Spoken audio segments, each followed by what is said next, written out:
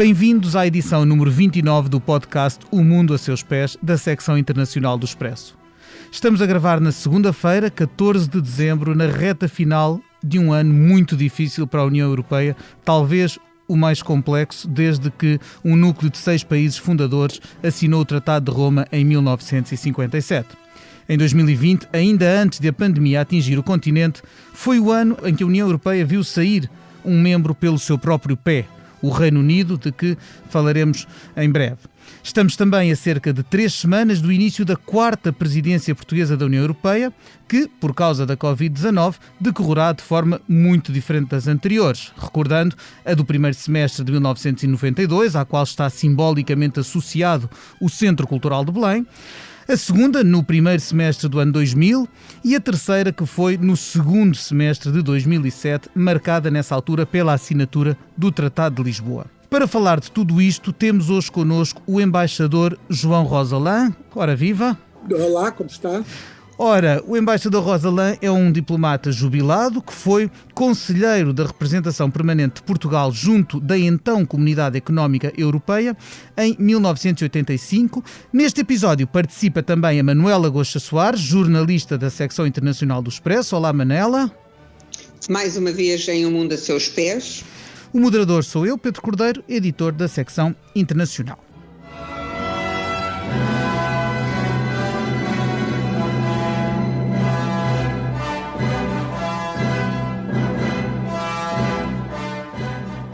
Neste episódio vamos falar então das 4 presidências portuguesas da União Europeia, as 3 que já aconteceram e aquela que está prestes a começar, e por isso é que convidámos o embaixador Rosalã, que, além de ser um diplomata experimentado e atento aos temas europeus, é também presidente da Comissão de Assuntos Europeus da Sociedade de Geografia de Lisboa e que organizou entre 2015 e 2019 um ciclo de conferências nessa instituição cultural e científica de referência.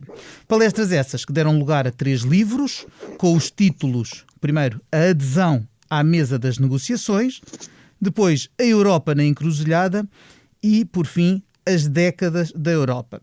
O embaixador Rosalã é também autor de 2 livros de memórias diplomáticas. E é precisamente pela memória que eu começo a pedir-lhe que puxe para nos falar, ainda antes de entrarmos nas presidências portuguesas da União Europeia, de uma presidência portuguesa que poucas pessoas sabem que, embora não tenha acontecido, esteve para acontecer. Porque, ao que parece, logo que Portugal aderiu à União, à então CEE, esteve em cima da mesa a hipótese de presidir, muito pouco depois, ter logo uma presidência portuguesa. É assim, Sr. Embaixador? É exatamente assim. Então conte-nos lá como é que isso se passou. Antigamente, quando nós éramos 12, as presidências faziam-se por ordem alfabética. E, portanto, a seguir à Itália era o Luxemburgo, depois do Luxemburgo era a Netherlands, era a Holanda, e se a seguir à Holanda era o Reino Unido. Ora bem, quando nós aderimos, como disse, no dia 1 de julho, 1 de janeiro de 1986, a presidência pertencia à Holanda. E no dia 1 de janeiro, no dia 1 de julho a seguir, a presidência pertenceria a Portugal. Depois do N, vem de Portugal antes do United Kingdom. O que significava, portanto, que 6 meses depois de nós aderirmos à Europa, estávamos a presidir a Europa. Ora, nós, para quem não sabe, mas deve calcular, a adesão de Portugal à Europa, ou a adesão de qualquer país à Europa, é um processo muito difícil. É um processo complicado, é um processo que exige aprendizagem, é um processo que exige bastante prática. A Grécia, que 2 anos antes tinha aderido à então CEE, teve a ousadia de, 2 anos depois de entrar, ter a presidência. E a presidência decorreu de tal maneira mal que ainda hoje a Grécia é vítima dessa má fama que a Grécia tem, porque a presidência foi um desastre. A presidência grega da União Europeia, a primeira.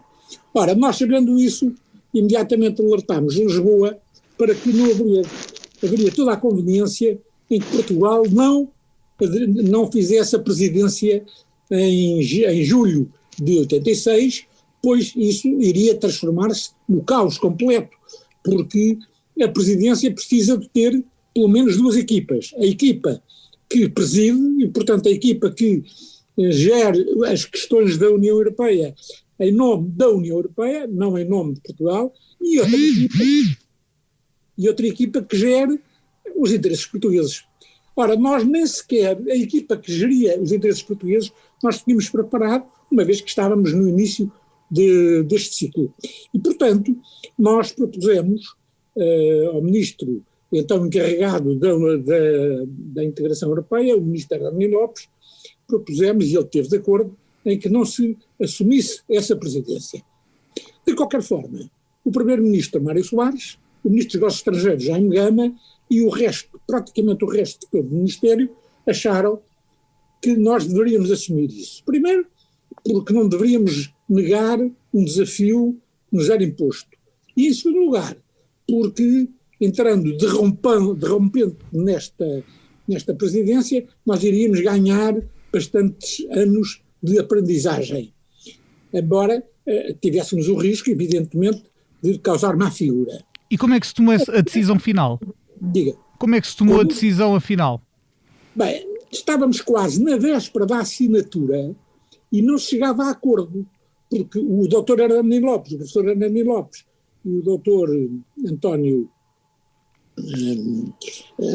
Marta, que era o número 2 do doutor Hernani Lopes, e a missão toda portuguesa junto da União Europeia, e quem conhecia os assuntos europeus sabia que era impossível Portugal assumir a presidência. Aqui em Portugal achava-se que era mais uma questão de política que propriamente prática. Aconteceu que nas vésperas da assinatura o doutor Hernani Lopes pôs os pés à parede e disse que era impossível, e o doutor Mário Soares aceitou, e graças a Deus não fizemos essa presidência, e portanto aquela que seria a nossa quinta presidência a entrar em janeiro agora de 2021 vai ser a quarta, graças a Deus. Sim, senhor. E a primeira, que foi em 1992, apanha o nosso embaixador Rosalã do outro lado do mar, em Washington, não é? O que eu lhe pergunto é, passados esses anos, Portugal faz a primeira presidência, portanto já era Mário Soares presidente da República e Aníbal Cavaco Silva primeiro-ministro, e faz a primeira presidência da União Europeia 6 anos depois da adesão. Presume-se com uma experiência já suficiente para evitar os tais riscos de que nos falava. Como é que recorda essa estreia de Portugal à frente dos destinos europeus, ainda com 12 membros, mas já com 3 na calha para entrar pouco depois, e realmente essa presença que deixou como grande marca, digamos, física, visual e cultural em Lisboa, o Centro Cultural de Belém, que hoje é um ponto incontornável da nossa capital, e que na altura até foi uma construção não livre de controvérsias. Mas mais do que o edifício, pergunto pelo edifício, não pela construção do Centro Cultural, mas pela construção europeia. Como é que foi essa estreia portuguesa? Olha, a nossa estreia não podia ser melhor. A nossa presidência foi ótima. Toda a gente, todos os países, todos os Estados-membros nos felicitaram, porque realmente nós, quando nos enchemos de brio, conseguimos fazer as coisas bem feitas. Estávamos muito bem preparados. Aqueles 6 anos foram 6 anos que se fizeram de adaptação à União Europeia, mas já preparando a presidência, e portanto eu posso dizer que foi dos melhores momentos da minha vida profissional, foram esses 6 meses de presidência. Quer dizer que estava num sítio muito importante, Washington, e era o fim da União Soviética. Foi a queda do Muro de Berlim, uns anos antes. Estávamos já na explosão, já tinha implodido a União Soviética, estávamos na criação da Rússia e havia a comunidade dos Estados Independentes. Estavas tudo a perguntar o que é que se fazia. Tantos países independentes ao mesmo tempo, sem ninguém saber o que é que se podia fazer. E os Estados Unidos assumiram esse encargo de serem, digamos, os donos da situação internacional. A União Europeia não podia deixar passar isso em claro, porque a União Europeia já, enfim, é uma potência que não deveria deixar passar em claro este tipo de situações que internacionalmente marca. E então coube a Portugal, junto de Washington, marcar bem a presença da União Europeia, e isso foi conseguido. Por exemplo, na reunião de inauguração da Comunidade de Estados Independentes, que teve lugar em Washington, o presidente dos Estados Unidos, o presidente Bush, tomou a palavra. Depois o presidente do Japão, o primeiro-ministro do Japão, que era um dos grandes ajudantes, um dos grandes auxiliares dessa comunidade, também queria falar. É evidente que o presidente russo também quis falar, e já não havia lugar para a presidência portuguesa falar. Nós tivemos até ao último minuto a dizer que, se não houvesse essa participação portuguesa nessa cimeira, na primeira sessão, que nós não iríamos estar presente na reunião da Comunidade Europeia, da Comunidade dos Estados Independentes, sabendo que a União Europeia era a principal doadora de todos esses países. É óbvio que isso não foi bem aceito pelos outros Estados, e os Estados Unidos foram obrigados a aceitar que o ministro português, neste caso o ministro João Deus Pinheiro, assumisse, João Deus Pinheiro, fizesse a intervenção no início, na sessão inicial, o que foi uma grande vitória para Portugal como presidente. Isso foi logo a primeira medida que levou a que todos os Estados-membros da União Europeia, à altura a Comunidade Europeia, tivessem algum respeito pela nossa capacidade de atuação. Aliás, embaixador Rosalã, essa primeira presidência portuguesa é fundamental para nos criar aquela fama de bom aluno que tivemos durante muitos anos. Exatamente. Essa foi a principal responsabilidade, mais do que o Centro Cultural de Belém. Eu acho que o principal resultado da nossa presidência em 92 foi essa, a do bom aluno e de alunos bem comportados. E a nossa separação completa da Grécia. Em 92 estávamos também numa outra etapa da construção europeia bastante importante, que era o Tratado de Maastricht. Quer falar um pouco sobre isso?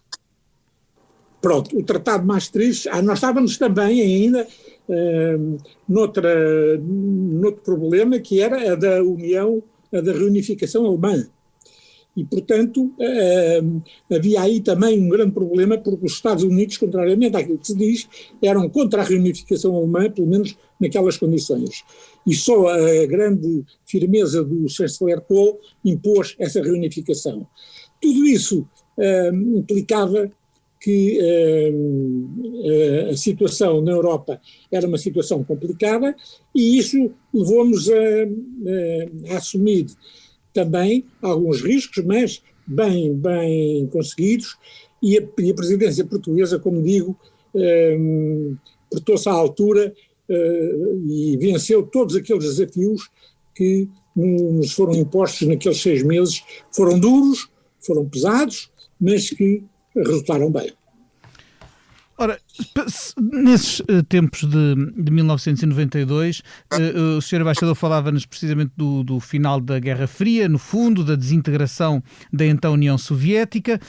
Foram aqueles tempos em que se viveu uma espécie de ilusão do fim da história, do triunfo último da democracia liberal, que seria apenas questão de tempo, pensava-se, até se espalhar pelo mundo todo. Mas quando Portugal voltou a assumir a presidência da União Europeia, passados 8 anos, em 2000, a Europa já estava em sobressalto com algo que hoje é quase omnipresente, porque é raro o país da União Europeia que não tem alguma força nacionalista, anti-europeia, em alguns casos de extrema-direita, representada nos seus parlamentos, mas na altura, em 2000, a Europa ficou em sobressalto porque, pela primeira vez, havia um governo num país membro da União apoiado por um partido viabilizado e integrado por um partido de extrema-direita, portanto o FPO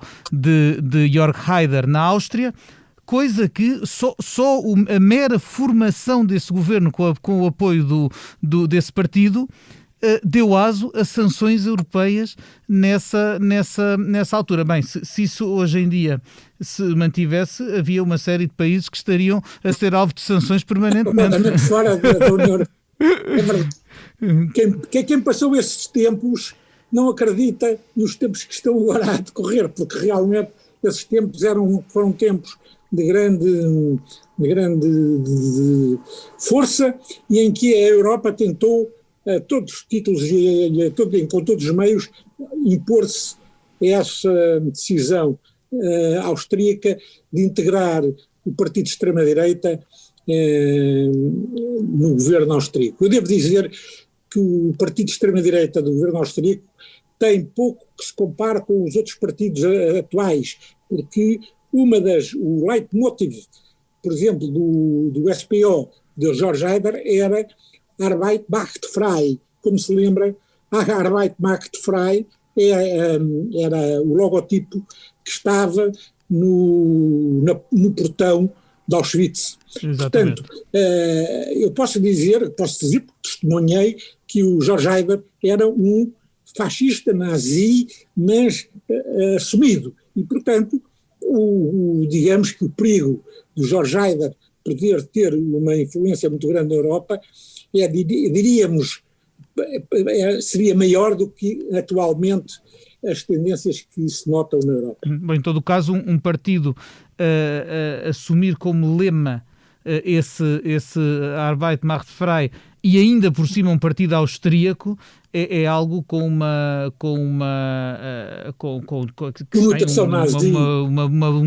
um simbolismo brutal, completamente inaceitável. Tem toda a razão, inaceitável. Eles propunham mesmo que todos os estrangeiros fossem impedidos de ter filhos e que não gozassem de quaisquer direitos sociais na Áustria. Portanto, a situação era uma situação muito delicada. É claro que a ligação deles, o governo era formado por cristãos-democratas e por este partido. E, portanto, havia ali a ministra dos negócios estrangeiros da Alemanha, da Áustria, era cristã-democrata. Benita Ferrero-Waldner. Benita Ferrero-Waldner, muito amiga minha, e ainda na véspera das sanções serem declaradas, dançando comigo uma valsa naqueles bailes de Viena, que são costume, me perguntava, Sr. Embaixador, o que é que se vai passar com a União Europeia.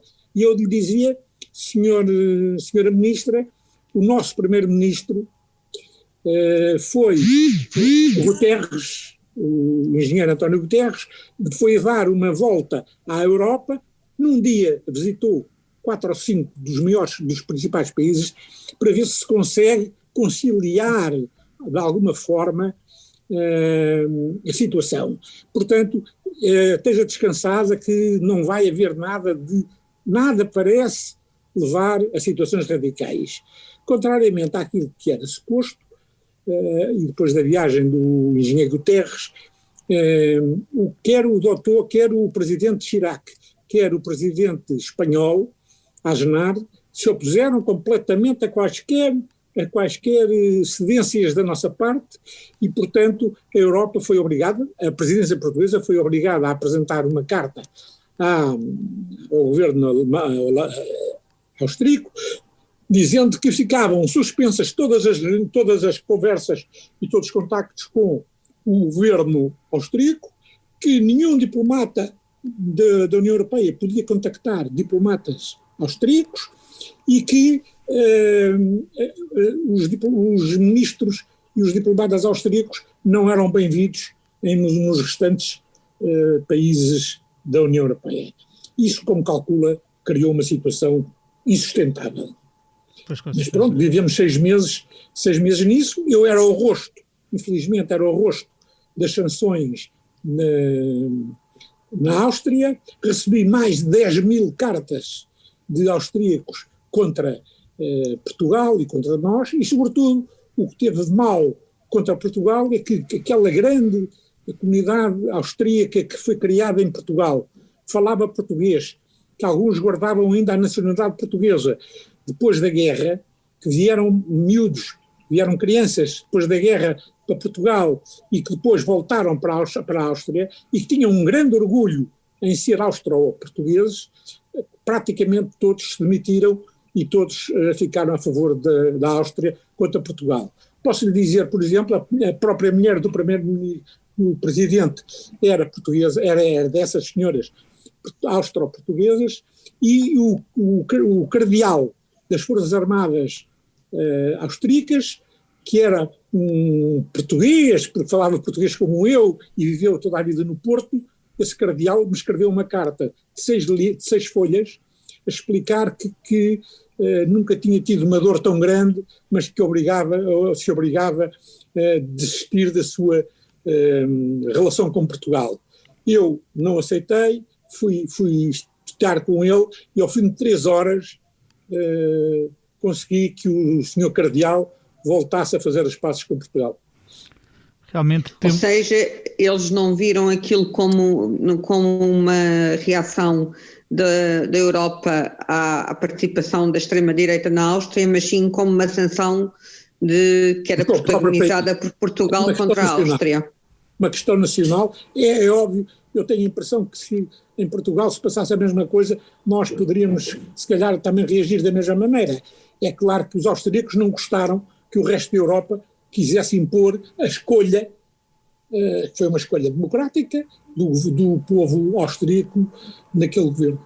A verdade é que a mesma configuração de partidos, os democratas cristãos com o FPO, voltou a governar a Áustria já na década que agora termina, sem que houvesse qualquer tipo de estertor por parte da União Europeia. Entretanto, esse governo depois caiu com um escândalo e hoje, só para registro, a Áustria é governada pelos mesmos cristãos-democratas, mas em coligação com os verdes, uma coligação um pouco menos óbvia, mas mas ao mesmo tempo parece que menos explosiva também. O que é facto é que essas sanções de há 20 anos não impediram partidos da linha do FPO de Jörg Haider, alguns, obviamente, não todos uns mais radicais que outros, e cada um com características específicas do país em que aparece. A verdade é que essas sanções não impediram as pessoas que em cada país da União Europeia entenderam votar em partidos dessa família política, continuaram a votar, e a verdade é que temos o Vox em Espanha, temos agora Rassemblement, anteriormente Front National em França, temos um deputado de um partido dessa família em Portugal, temos a Itália, a participação num governo recente, não no atual, de outro partido, a Liga, que é também da mesma família, não é? Enfim, Manuela, queres... Só significa que as sanções que nós declaramos não tiveram qualquer efeito, a não ser o de destruir um pouco a imagem, ou muito, a imagem da Europa e a coesão, sobretudo a coesão europeia nessa altura. Exatamente. Então, na perspectiva do embaixador, nós, digamos que esta fragmentação até da construção europeia pode começar aí. Podemos considerar que essa presidência portuguesa de alguma forma simboliza isso? Não, começar não começou, agora agravou e foi um golpe muito importante na questão da unidade europeia. Isso foi, sem dúvida nenhuma. Claro que depois se complicou, passados 4 anos, com a adesão, com a passagem para quase o dobro dos membros, não é? Com a adesão de todos os países, da maioria, em 2004, de uma grande parte dos países de leste que se tinham libertado de ditaduras comunistas, e depois entre 2007 e 2013 mais 3, e ficámos com 28 países, e a União Europeia ganhou outra complexidade, e era já essa a configuração, com exceção da Croácia, que aderiu em 2013, era já com uma União Europeia de 27 membros, na altura, porque o Reino Unido ainda estava e a Croácia ainda não, que Portugal voltou a presidir aos destinos da União Europeia. Estamos a falar do governo de José Sócrates e, portanto, da presidência em que se selou o Tratado de Lisboa, que ainda hoje é o tratado que rege a União Europeia. E que o embaixador estava, na altura, como embaixador de Portugal em Rabat, em Marrocos. E aí também posso contar uma pequena história, que não tem grande importância, mas que, como sabe, o Tratado de Lisboa cria o Serviço de Relações Externas Europeus, e a Comissão Europeia teve a tentação de substituir as embaixadas dos Estados-membros junto dos países, e mandou o diretor-geral da Comissão Europeia, um homem muito inteligente e com muita preparação, para embaixador em Rabat, exatamente para tentar que a embaixada, então a chamada Embaixada da União Europeia em Rabat, substituísse os embaixadores, digamos assim, dos Estados-membros. Essa foi outra luta que eu tive que travar com o governo marroquino, uma vez que o governo marroquino achava muito mais cómodo chamar uma pessoa, que era o representante da União Europeia em Rabat, para lhe passar as mensagens, e depois ele passar-nos as mensagens a nós, embaixadores da União Europeia. Quer dizer, eu nunca aceitei isso e sempre pedi a todos os meus colegas, quer o alemão, quer o francês, e sobretudo ao espanhol, de não irem às reuniões da União Europeia, da Comissão, e de fazerem chegar ao governo marroquino que nós não aceitaríamos que o embaixador da União Europeia representasse os embaixadores dos Estados-membros, e isso, graças a Deus, aconteceu, e eu tenho a impressão que, a partir daí, as autoridades marroquinas perceberam que tinham que continuar a ter relações de igual para igual com os nossos países. Foi, aliás, essa presidência também ficou marcada por uma importante cimeira União Europeia-África, não é? Que Portugal teve a responsabilidade de organizar, no fundo. Agora, passaram desde então 13 anos, isto agora com a adesão de mais membros, as presidências rotativas de cada país começam a ficar mais espaçadas. E agora, desculpa eu interrompê-lo, agora as presidências já não é uma presidência por país, agora são em trios. São 3 presidências. Cada presidência é formada por 3 países que formam uma presidência de 3 países. A Alemanha, neste caso, é a Alemanha, Portugal e a Eslovénia. Exatamente, portanto, em Portugal, a Alemanha está a concluir. Uma troika de presidências. É uma troca de presidências. A Alemanha conclui agora no final do ano, este semestre. Portugal assume no primeiro semestre de 2021 e a Eslovénia no segundo semestre de 2021. O que nenhum dos 3 seguramente esperava quando o calendário foi fixado era ter que lidar com o estado em que a Europa está neste momento. Eu acho que é seguro dizer que esta será uma presidência completamente diferente, numa Europa completamente diferente de todas as anteriores. Tem toda a razão. Eu acho que não só é completamente diferente, como também é diferente daquela que nós próprios já prevíamos quando preparámos esta presidência. Porque nós já há muitos anos estamos a preparar, já há alguns anos estamos a preparar esta presidência. E como sabe, nós tínhamos feito já uma lista das nossas prioridades, que era a Europa social, a transição digital e a relação entre a Europa e a África. Infelizmente, estas prioridades podem ter ficado um bocado alteradas, uma vez que, neste momento, como diz, a situação é completamente diferente. Quais vão ser, então, as prioridades, a seu ver, desta presidência? Olha, as nossas prioridades não são as nossas. são as prioridades que nós herdamos da Alemanha, porque, como digo, nós continuamos a presidência alemã. E temos logo, desde logo, as questões financeiras. Graças a Deus, a Alemanha conseguiu ultrapassar as questões financeiras que se punham, sobretudo em relação ao orçamento da União Europeia para o próximo ano, para o quadro financeiro plurianual e ao fundo da próxima geração da União Europeia. Foi uma iniciativa da atual Presidente da Comissão Europeia, e também o Programa de Recuperação de Resiliência para permitir à Europa ultrapassar as atuais dificuldades surgidas por causa da Covid-19. Estas questões estavam dependentes, como sabe, da Hungria e da Polónia, exatamente por questões de Estados que não seguiam as regras de direito de um Estado democrático, mas enfim, a Alemanha conseguiu ultrapassar isso, graças a Deus. A nós o que nos vai competir, e vai ser talvez a nossa principal tarefa, é de pôr em marcha o ordenamento, a concretização de todos estes fundos. É claro que nós temos que esperar que os parlamentos dos países, dos Estados-membros, aprovem o aumento de recursos próprios, porque sem esses não há fundos, e depois de aprovar esses recursos próprios, nós teremos de pôr em marcha a distribuição das verbas que caberá a cada um dos países. Da famosa bazuca.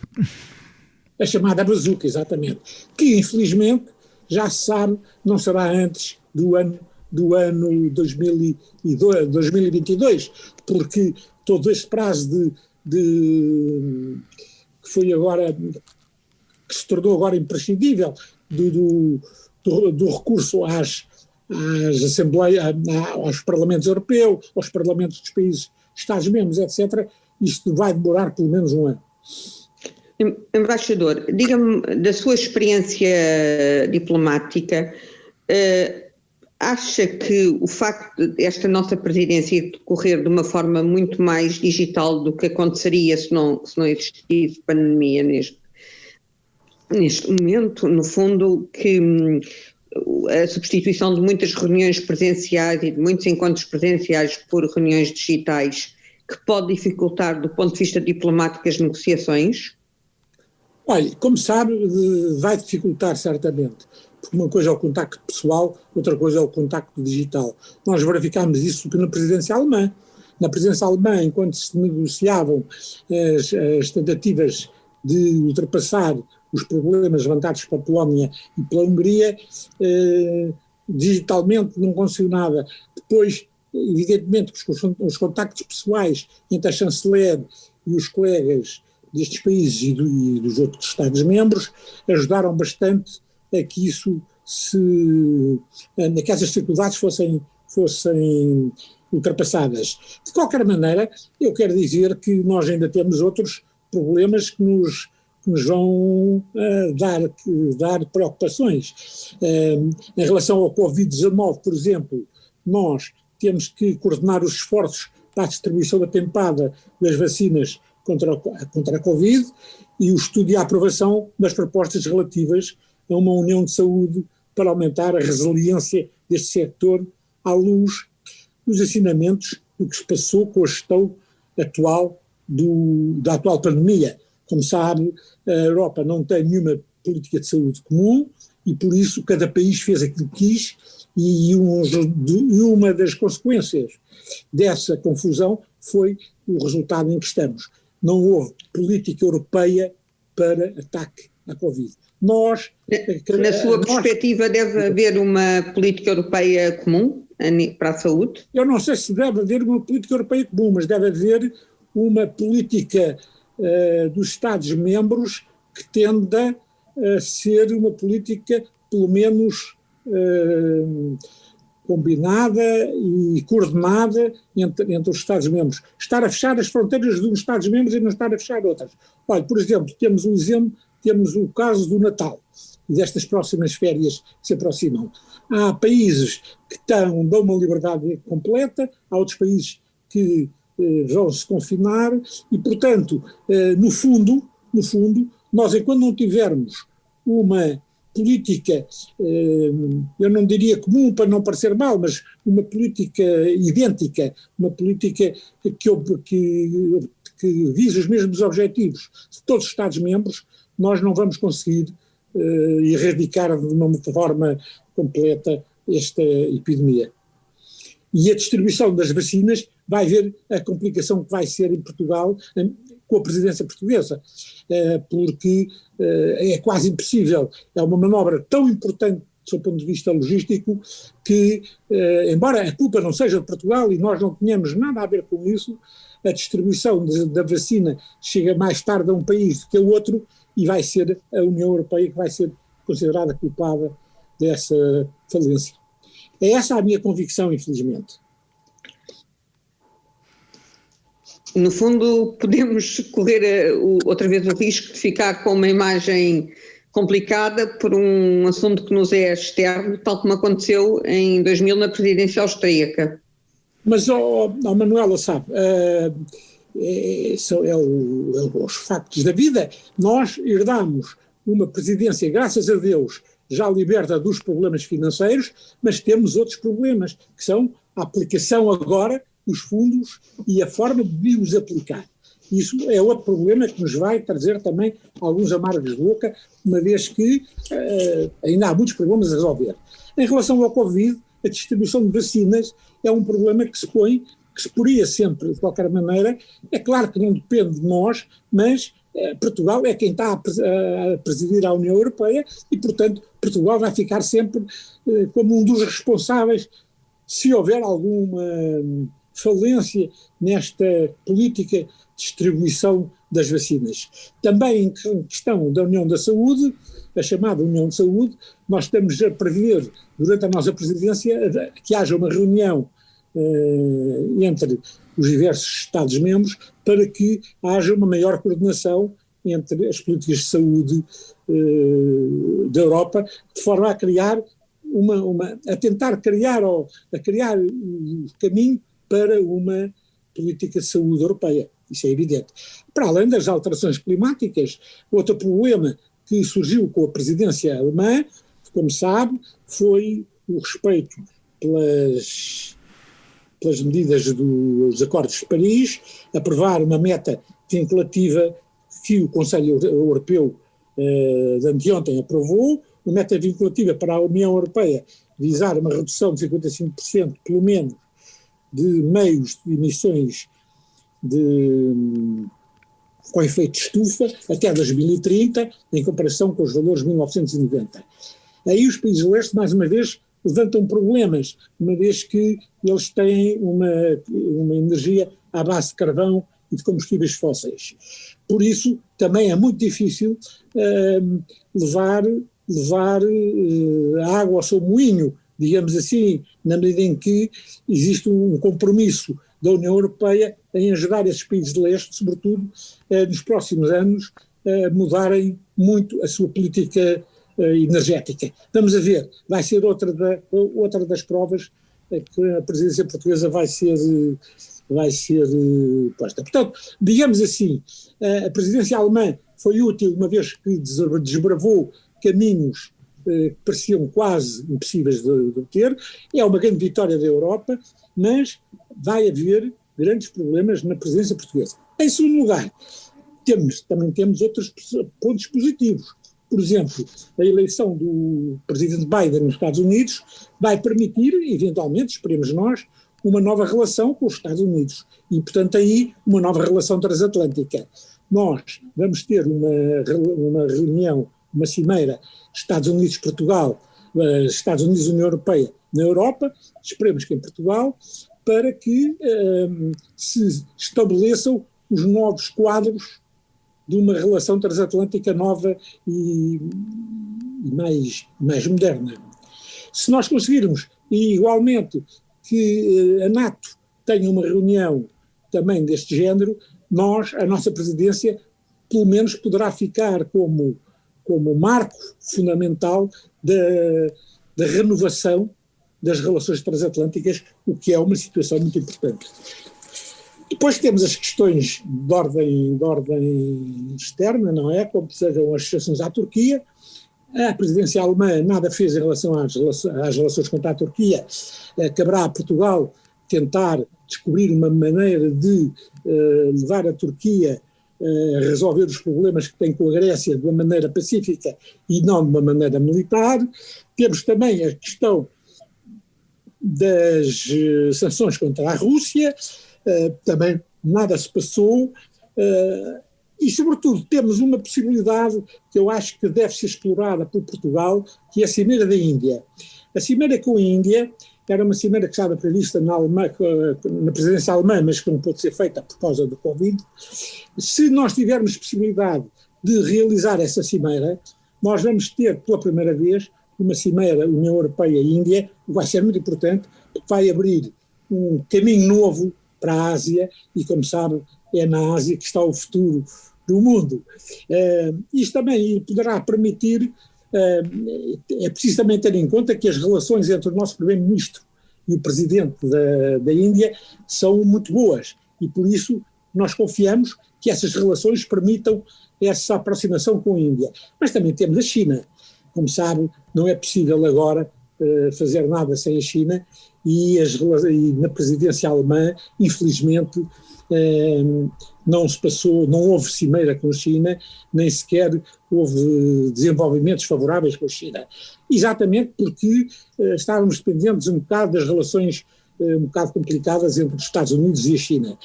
Neste momento em que os Estados Unidos também, aparentemente, poderão alterar de alguma forma as relações com a China, nós poderemos tentar abrir um caminho diferente, um caminho europeu, para umas relações com o Pacífico baseados na China e na Índia. Portanto, isto também poderia ser uma grande contribuição que a presidência portuguesa dava à Europa. E depois temos a questão do Brexit, mas isso depois falaremos quando entender.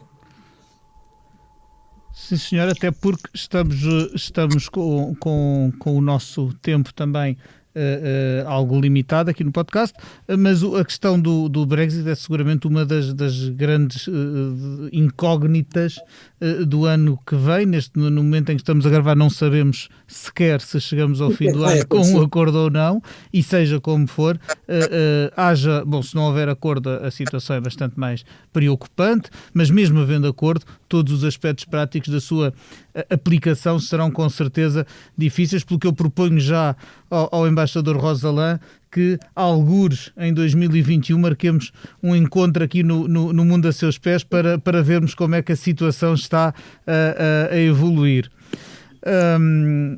Enfim, Manuela... Eu gostava só de pedir ao embaixador, agora a muito poucas semanas do início da nossa quarta presidência da União Europeia, que nos falasse brevemente sobre o ciclo de conferências que organizou, que se prolongou entre 2015 e 2019 na Sociedade de Geografia, e que esse ciclo de conferências que versou exatamente todo, quer o processo de adesão e, enfim, todo este período, estas décadas que desde que Portugal aderiu à então Comunidade Económica Europeia em 1986, e do qual foram publicados 3 livros, desse ciclo de conferências deu origem a 3 livros, de uma forma breve, e que poderá ficar para a próxima conversa a meio da presidência portuguesa ao resto. Será com muito gosto que eu falarei do Brexit. Só direi uma coisa: a presidência portuguesa estará muito ligada ao sucesso ou não ou que vai passar na Europa por causa do Brexit, uma vez que se prevê o pior para as questões não só de abastecimento da Inglaterra, da União, do Reino Unido, como também para as indústrias da Europa. E isso não depende de nós, isso depende da evolução do assunto, e eu penso que, de qualquer maneira, aconteça o que acontecer, de qualquer maneira vai acontecer vamos ter maus momentos, muitos maus momentos, apesar poder haver mais um acordo temporário para alargar mais o espaço de manobra. De qualquer maneira, a questão com o Brexit vai ser uma das questões fundamentais da nossa presidência. Infelizmente, vai ser talvez a que mais marcará a nossa presidência nos próximos 6 meses. Em relação aos livros, como a Manuela disse, eu publiquei um primeiro livro, que é As Memórias da Adesão, à Mesa das Negociações, um livro que me surgiu do facto de ver que as pessoas que negociaram, ou com quem eu negociei também, que eu fiz parte, a equipa que negociou a adesão de Portugal ao mercado comum estava a desaparecer rapidamente. Nós estamos na geração dos 70, 80 anos, o Dr. Hernani Lopes já tinha morrido, houve várias pessoas importantes que já se tinham desaparecido e, portanto, eu antes que desaparecessem mais pessoas, eu resolvi reuni-las todas e num ciclo de conferências pedir-lhes para contarem histórias não conhecidas da nossa adesão, das negociações. Foi um ciclo muito bem conseguido, todas as pessoas aderiram muito. Devo dizer que tivemos a infelicidade e a tristeza de ver 5 pessoas envolvidas nestes depoimentos mortas desde o primeiro dia em que nós reiniciámos este ciclo até ao que concluímos. Portanto, digamos, temos assim, de qualquer maneira, 5 depoimentos de pessoas que infelizmente já não viram o depoimento terminado, mas é um livro que constitui uma referência fundamental para quem um dia quiser fazer a história das negociações de adesão de Portugal à União Europeia. Depois fizemos mais 2 livros, um sobre o que é que se passou nos 30 anos de adesão de Portugal ao mercado comum, qual foi o destino dos fundos que recebemos, quais foram as mudanças políticas que tivemos, e aí, por exemplo, tivemos a participação praticamente, foi inaugurada pelo professor Cavaco Silva, foi encerrada pelo Sr. Presidente da República, o Dr. Durão Barroso também participou, e participaram, digamos, todos os grandes, todos os políticos mais importantes que durante 30 anos geriram e levaram a nossa participação no mercado comum avante. A seguir publicámos um livro chamado Europa na Encruzilhada, que no fundo é qual é o futuro da Europa perante estes problemas graves que nós estamos a atravessar, como eu já falei, por exemplo, o problema da demografia, ou o problema do clima, ou o problema da democracia, ou a própria, o futuro da Europa, como entidade unida, ou como uma entidade coletiva. Enfim, todos estes grandes problemas que se põem à Europa fazem parte de um livro em que nós ouvimos os principais, digamos, politólogos e filósofos portugueses, como o professor Adriano Moreira, o engenheiro António Barreto, o general Fontes Ramos, o ministro Augusto Santos Silva, o Dr. Carlos Gaspar, Carlos Moedas, Francisco Pereira Coutinho, Guilherme de Oliveira Martins, José Carlos Espada, João Ferreira do Amaral, Félix Ribeiro, Paulo Almeida Santo, Paulo Rangel, Didiato Firmino Marques, Vítor Bento, Vítor Martins e tantos outros. Por isso, Manuela, estarei à disposição. Vamos fazer também agora um novo ciclo, mas é sobre Portugal e a independência na União Europeia. E provavelmente esta 4ª presidência será tema também para um debate.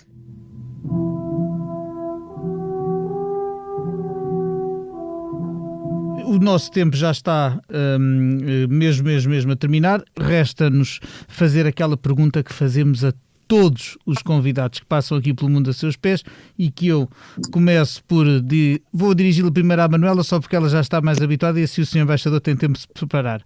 Manuela, se neste momento pudesse ir para qualquer parte do mundo sem restrições nem pandemias, para onde é que ias e porquê? Sem restrições nem pandemias, eu acho que gostaria de estar agora no Brasil. Sou uma pessoa com grande atenção às questões da lusofonia. O Brasil é um país que está a viver um momento político muito particular, não é? É um momento bastante complexo, mas gostava de poder testemunhar, como jornalista, poder testemunhar ao vivo como estão todas as tensões de um governo, de um presidente que está bastante fragilizado, desavindo da população, ou de uma parte substancial da população, e que tem menosprezado claramente muitos dos desafios que se vivem atualmente e aos quais não podemos, quer dizer, eu posso imaginar como viajaria sem a pandemia, mas que a pandemia está presente, e que está presente inclusivamente no desenvolvimento económico e social daquele país, que é grande, que é um país que tem 200 milhões de pessoas.